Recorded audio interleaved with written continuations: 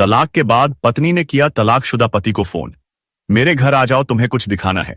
लेकिन वहां पहुंचकर जो मंजर उसने देखा, उसके पांव तले जमीन खिसक गई। बेंगलुरु की गगनचुंबी इमारतों के बीच विक्रांत ने अपने लिए एक शानदार जीवन बना लिया था। मखमली सोफे पर बैठे, ढीली टाई को और ढीला करते हुए वह अपनी सफलता के मिथक में खोया हुआ था। वह अपने ऑफिस का एक बेताज बादशाह था, पर यह सफलता एक टूटे हुए घर की नींव पर खड़ी थी। 4 महीने पहले ही उसका आरुषि से तलाक हुआ था। वह नाम जिसे वह अपनी यादों से भी खुरचकर मिटा देना चाहता था, लेकिन किस्मत को कुछ और ही मंजूर था। मोबाइल की स्क्रीन पर जब वही नाम चमका तो विक्रांत की सांसें एक पल को अटक गईं। पहली बार उसने गुस्से में कट का बटन दबा दिया, लेकिन फोन फिर बजा। इस बार उसके सब्र का बांध टूट गया। क्या है, क्यों फोन कर रही हो? उसकी आवाज में तेजाब घुल्ला था। दूसरी ओर से आरुषि की आवाज आई, शांत, मुझे तुमसे मिलना है। मेरे घर आ जाओ, तुम्हें कुछ दिखाना है, ऐसा जो मैंने अब तक तुमसे छिपाया था। विक्रांत के मुंह से कड़वी हंसी फूटी। मिलना है? तुम्हें याद भी है हम कौन हैं? हमारा तलाक हो चुका है, अब कोई रिश्ता बाकी नहीं है, मैं क्यों आऊं?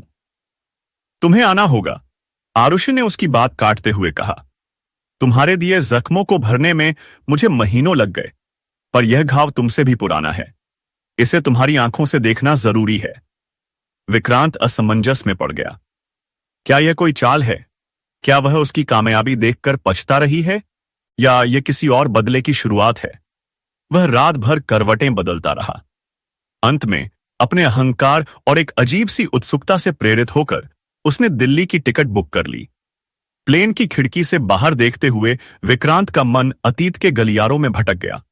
आरुषि और उसके बीच सब कुछ इतना अच्छा था, इतना सच्चा। फिर गलती कहां हुई? दरअसल सब कुछ तब बदला जब आरुषि की मां गंभीर रूप से बीमार पड़ी। आरुषि, जो अपने स्वर्गीय पिता के बाद अपनी मां का इकलौता सहारा थी, कुछ दिनों के लिए उनकी देखभाल के लिए अपने मायके चली गई। विक्रांत ने शुरू में कोई ऐतराज नहीं किया, लेकिन धीरे धीरे उसे आरुषि की अनुपस्थिति कचोटने लगी। उसका गुस्सा फोन पर निकलने लगा। कब तक रहोगी वहां? यहां भी तुम्हारा घर है, तुम्हारी जिम्मेदारियां हैं, वह अक्सर चिल्लाता। मां की हालत ठीक नहीं है विक्रांत, थोड़ा समझने की कोशिश करो। आरुषि की आवाज में बेबसी होती थी। विक्रांत की जिद के कारण आरुषि वापस लौट आई, पर उसकी मां की हालत अब भी वही थी। इसी दौरान आरुषि ने अपने पीडीडी डिहोस में रहने वाले विवेक से मदद लेनी शुरू की। विवेक, जिसे आरुषि बचपन से अपना मुंह बोला भाई मानती थी, बिना किसी स्वार्थ के मां की दवाइयों से लेकर डॉक्टर के अपॉइंटमेंट तक हर काम में मदद कर रहा था। आरुषि अक्सर उसे फोन करती और उसकी तारीफ करती। बस विक्रांत के दिल में शक का कीड़ा कुलबुलाने लगा। उसका पुरुषवादी अहंकार उसे यह मानने नहीं दे रहा था कि उसकी पत्नी को किसी और मर्द की मदद की जरूरत पड़ सकती है। उसे लगा कि आरुषि उससे कुछ छिपा रही है। एक रात करीब 11 बजे जब विक्रांत ने फोन किया और वह व्यस्त मिला। 15 मिनट की लगातार कोशिश के बाद जब फोन लगा तो विक्रांत का गुस्सा ज्वालामुखी की तरह फट फूटा। किससे इतनी लंबी बातें हो रही थीं आधी रात को? उसकी आवाज में तेजाब घुला था। विक्रांत, वो विवेक भैया को फोन किया था। मां की सुबह की दवाइयां खत्म हो गई थीं, वही लिखवा रही थी। आरुषि ने थककर जवाब दिया। दवाइयां लिखवा रही थी? विक्रांत जहरीली हंसी हंसा। रात के 11 बजे दवाइयां याद आ रही हैं, या दवाइयों के बहाने कुछ और ही चल रहा है? मुझे सब समझ आता है आरुषि। आरुषि की आंखों में आंसू आ गए। आप यह क्या कह रहे हैं विक्रांत? आप मुझ पर शक कर रहे हैं? शक नहीं, यकीन है मुझे, विक्रांत चीखा। अगले ही दिन विक्रांत बिना बताए आरुषि के मायके पहुंच गया। वह उसे रंगे हाथों पकड़ना चाहता था। जब उसने दरवाजा खोला तो पैरों तले जमीन खिसक गई। आरुषि सामने सोफे पर बैठी थी और उसके बगल में विवेक। तो यह है तुम्हारी मां की बीमारी का नाटक? विक्रांत की आवाज नफरत से कांप रही थी। और यह है तुम्हारी सेवा? मेरे पीठ पीछे यह सब गुलझर्रे उड़ाए जा रहे हैं। आरुषि का चेहरा सफेद पड़ गया।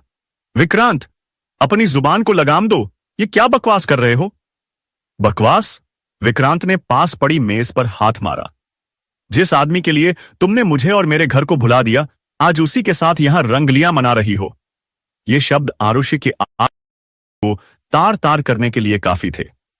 उसकी आंखों से आंसू बहे, पर उसकी आवाज में अब दर्द नहीं बल्कि नफरत थी। छी विक्रांत, तुम्हारी सोच इतनी घटिया है। जिस इंसान ने एक भाई की तरह इस मुश्किल घड़ी में मेरा साथ दिया, तुम उसका नाम मेरे साथ जोड़ रहे हो। लानत है ऐसी सोच पर। बस बहुत हो गया यह भाई बहन का नाटक। विक्रांत ने चीख कर फैसला सुना दिया। यह रिश्ता आज अभी इसी पल खत्म होता है। कमरे में बर्फीला सन्नाटा छा गया। आरुषि पत्थर की मूर्ति बनी खड़ी थी। उसने सिर्फ इतना कहा, ठीक है। अदालत में विक्रांत ने आरुषि को एक धोखेबाज के रूप में पेश किया। विक्रांत की मां सुमित्रा जी ने उसे बहुत समझाया, बेटा, गुस्से में लिया गया फैसला हमेशा गलत होता है। आरुषि ऐसी लड़की नहीं है। पर विक्रांत ने घमंड में चूर होकर कहा, मां, अब या तो इस घर में मैं रहूंगा या आपकी लाडली बहू। आरुषि ने मां जी से फोन पर कहा, मां जी, जिस रिश्ते में इज्जत ही न बची हो उसे जोड़कर क्या मिलेगा। उन्होंने मेरे वजूद पर सवाल उठाया है। मैं अपने आत्मसम्मान के साथ समझौता नहीं कर सकती। लाख कोशिशों के बाद भी विक्रांत अपने अहंकार में और आरुषि अपने आत्मसम्मान की लड़ाई में अड़ी रही। हमेशा के लिए उनके रास्ते अलग हो गए। विक्रांत दिल्ली हवाई अड्डे पर उतरा। उसने अपनी काली चमचमाती मर्सिडीज की तरफ कदम बढ़ाए। ड्राइवर ने दरवाजा खोला और विक्रांत पिछली सीट पर ऐसे बैठा जैसे कोई बादशाह अपनी सल्तनत में लौट रहा हो। उसने अपनी महंगी घड़ी पर नजर डाली और चेहरे पर एक झूठी मगर आत्मविश्वास से भरी मुस्कान सजा ली। आज आरुषि देखेगी कि उसने क्या खोया है। कार एक शानदार 3 मंजिला घर के सामने रुकी। बाहर एक खूबसूरत बोर्ड लगा था, आरुषि's किचन। विक्रांत चौंक गया। उसने सोचा था कि आरुषि किराए के एक छोटे से कमरे में पछता रही होगी, पर यह क्या। वह लोहे के गेट पर लगी घंटी बजाकर अपनी मर्सिडीज से सटकर खड़ा हो गया। चेहरे पर घमंड का नकाब था, लेकिन दिल जोर जोर से धड़क रहा था। अंदर का मंजर देखकर विक्रांत हैरान रह गया। वह घर एक बिजनेस हब बन चुका था, जहां कई महिलाएं तेजी से टिफिन पैक कर रही थीं। 8-10 औरतें तेजी से काम कर रही थीं। टिफिन पैक हो रहे थे, रोटियां बन रही थीं।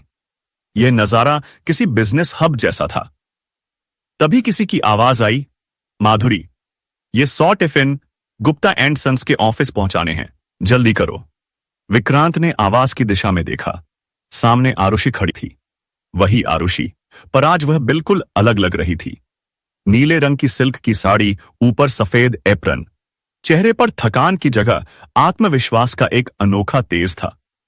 वह पहले से कहीं ज्यादा खूबसूरत और सफल नजर आ रही थी। आ गए तुम? आरुषि की आवाज बिल्कुल शांत थी। यह सब क्या है? विक्रांत ने चारों ओर देखते हुए पूछा। तुमसे अलग होने के बाद से, आरुषि ने हल्की सी मुस्कान दी। पहले सिर्फ 8-10 लोगों के लिए टिफिन बनाती थी, अब रोजाना करीब 350 टिफिन निकलते हैं। दिल्ली की 3 BDDD कंपनियों का कॉन्ट्रैक्ट है। विक्रांत को अब जलन होने लगी। उसकी तलाकशुदा पत्नी आज उससे कहीं ज्यादा सफल और खुश दिख रही थी। तो इसीलिए बुलाया है, अपनी कामयाबी दिखाने के लिए? विक्रांत की आवाज में झुंझलाहट थी। नहीं विक्रांत, आरुषि ने सिर हिलाया। जो दिखाना था वह अब भी बाकी है। वह ऊपर के कमरे में है। विक्रांत का गुरूर अब डर में बदलने लगा था। वह हकलाया, मैं यहीं ठीक हूं। जो बात करनी है यहीं कर लेते हैं।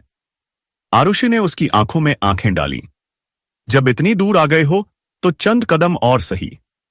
जो आज मैं तुम्हें दिखाऊंगी उसे देखने के बाद शायद तुम्हें तुम्हारी धन दौलत, शानो शौकत सब कुछ बेईमानी लगने लगे।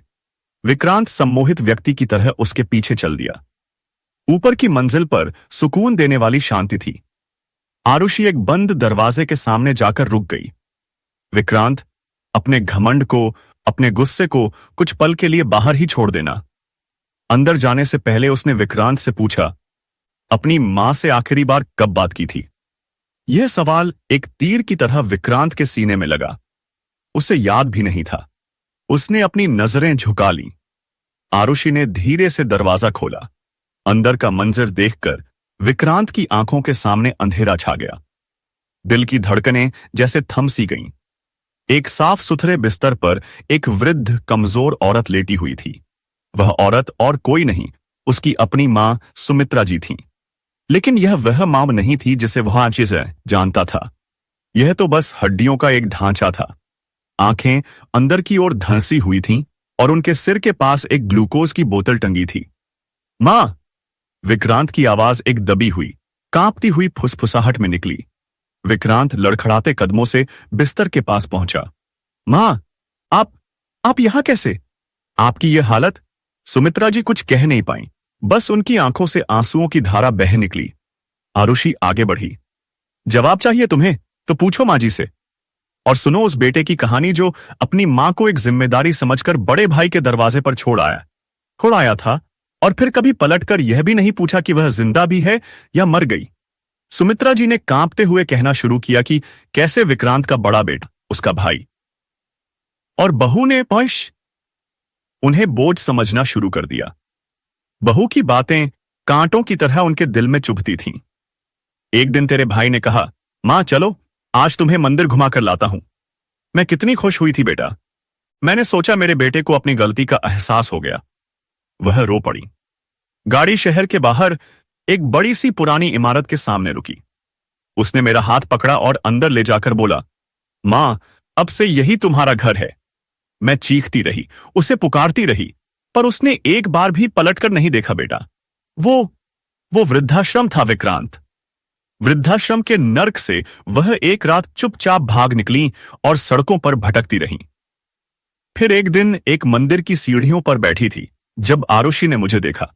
सुमित्रा जी ने सिसकते हुए कहा। आरुषि ने विक्रांत की तरफ देखा। मैं उन्हें घर ले आई, लेकिन तब तक उनकी हालत बहुत बिगड़ चुकी थी। पिछले 2 महीनों से वह यहीं हैं, मेरे साथ।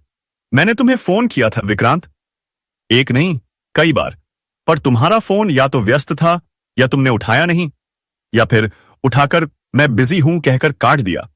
विक्रांत के पास कोई जवाब नहीं था। वह अपनी ही नजरों में एक मुजरिम बनकर खड़ा था। सुमित्रा जी ने आगे कहा, देख, अपनी जिस पत्नी पर तूने शक किया, जिसे तूने घर से निकाल दिया, आज उसी की वजह से मैं जिंदा हूं। इसने दिन रात मेरी सेवा की है। जो एक सगी बेटी भी न कर पाए, वो सब मेरी इस बहू ने किया है।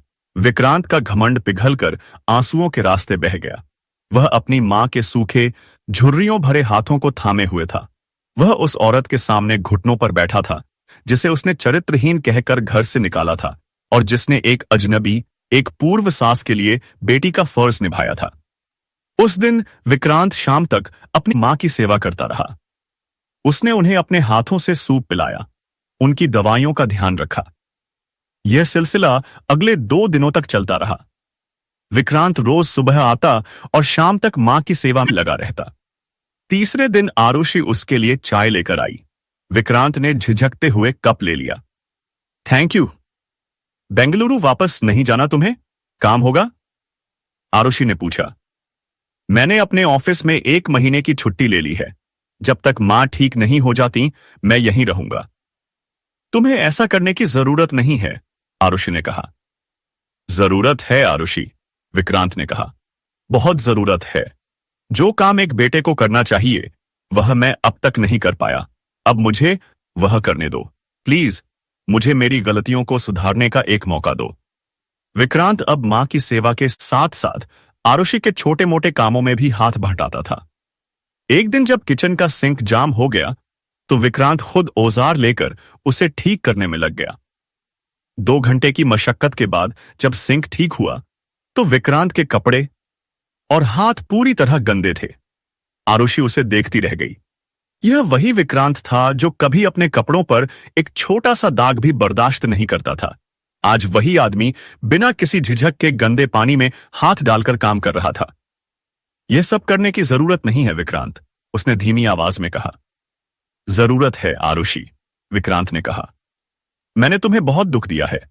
मैं उन दुखों को कम तो नहीं कर सकता, लेकिन प्रायश्चित तो कर सकता हूं। आरुषि को पहली बार लगा कि विक्रांत सच में बदल रहा है।